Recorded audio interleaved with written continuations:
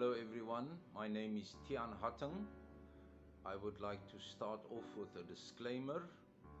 I am in no way a scholar or an academic. I have no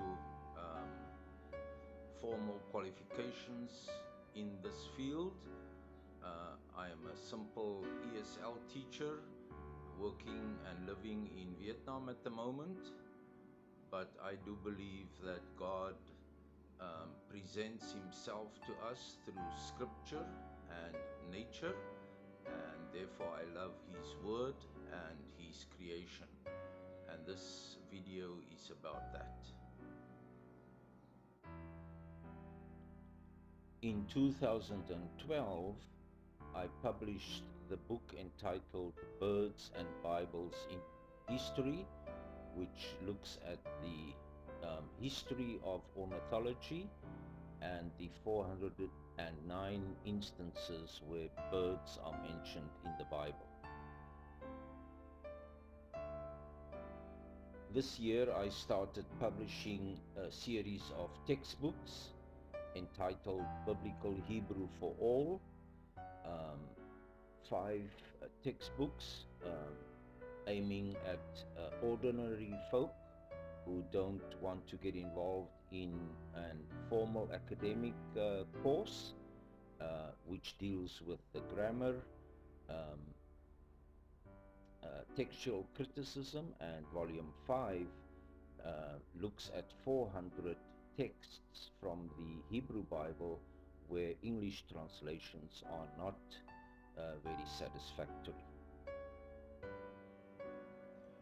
Actually, in this video, I will not be dealing with one of those problematic texts, and I would rather like to share something with you about Noah and the flood and the role that birds played in this narrative.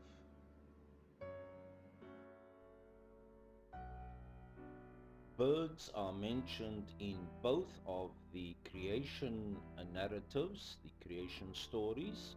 The first one in Genesis 1 verse 20, and God said, "Let the waters swarm with swarms of living creatures, and let birds fly above the earth in the open firmament of heaven." The word used for birds here is orf, and you can see it mentioned in verse 21 again. The second description of creation is in Genesis chapter 2, and in verse 19 we read, "And out of the ground Yahweh God formed every beast of the field and every bird of the heavens." Again, the same word is used, orf, and again we can find it in verse 20, orf.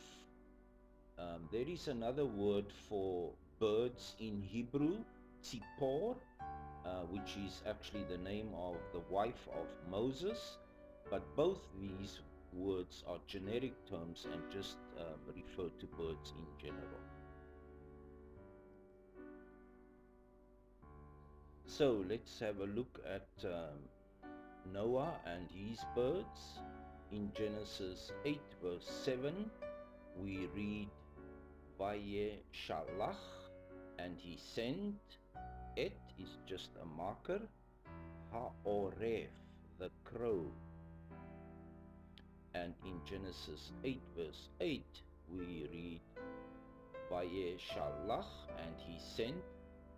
Et ha-yonah, the dove. For a discussion of the Hebrew word Yonah, refer to Jonah in my website. This is exactly the same word that is the name of the prophet Jonah. So what do these two words mean? Let's first have a look at oref, usually translated as raven.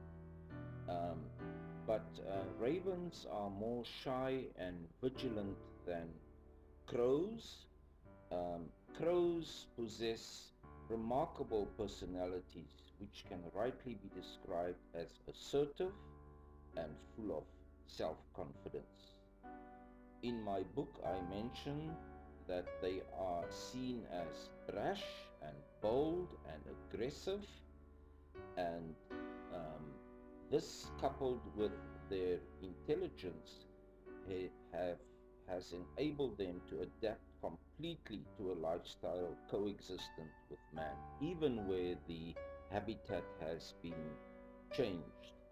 Um, like in this case with the Great Flood, the habitat had changed completely. Um, there are three species found in the Middle East: the common raven, the hooded crow, and the carrion crow. So we are not sure which species is mentioned, but my guess would be it would be one of the crow family. For the second bird that Noah sent out, the Hebrew Bible uses the word Jonah. This is also a generic term, usually translated as dove. Um, there are four species that it possibly could be. The first one is the rock pigeon, or the rock dove, a very common bird all over the world. Um, the Eurasian collared dove, uh, the European turtle dove, and the laughing dove. Um, we do not know which species exactly, but because the rock dove has very fine and well-developed homing skills, in other words, being able to get back to their homes, I would say that Noah used the rock dove, um, but we do not know for sure.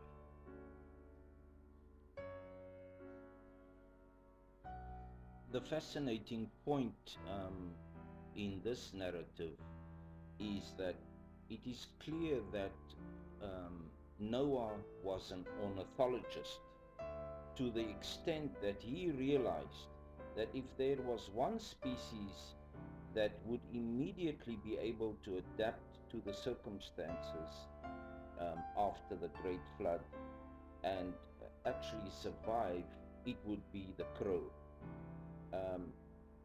He knew that the pigeons and the doves were terrestrial birds, in other words, birds that prefer to stay on the ground.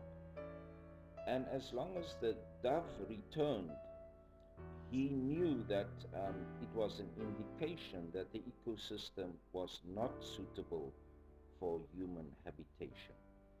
When the dove eventually, on the second attempt after 7 days, arrived back with an olive branch, it was an indication that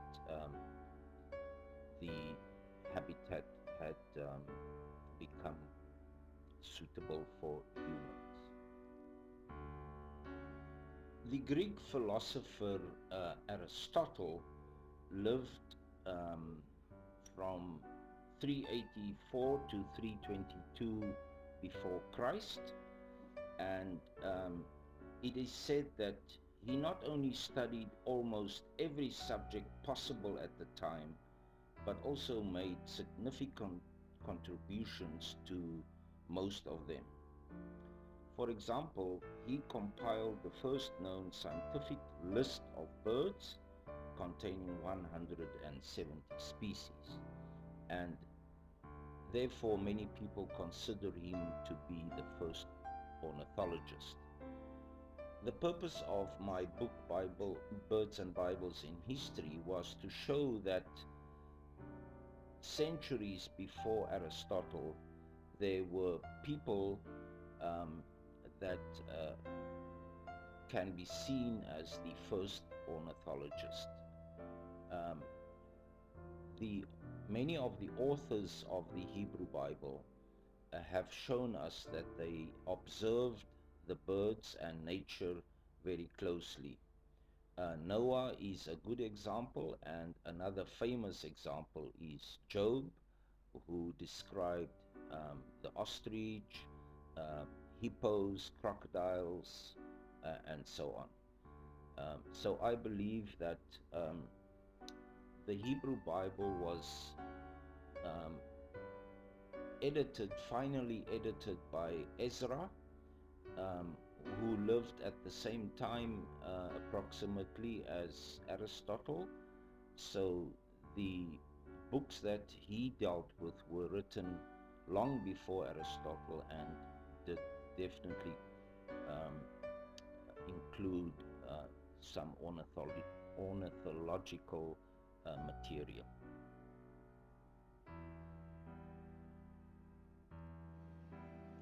So with that, we get to the end of this video. I hope you enjoyed it. Thanks for watching. And in light of the pandemic, as always, I hope that you and your loved ones are able to stay safe. I would like to mention that both the book on the birds of the Bible as well as the Hebrew grammar books are available. Electronic versions of these books are available free of charge. You are welcome to get them from me. Go to Facebook or YouTube and just search Christian Hutton and you will be able to get hold of me.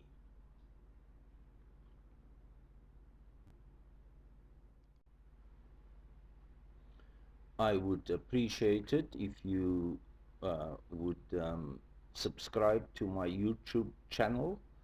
I promise you that neither YouTube nor I will bother you in any way. It's just to know how many people are actually watching the videos and to uh, give you a notification should there be new videos coming out.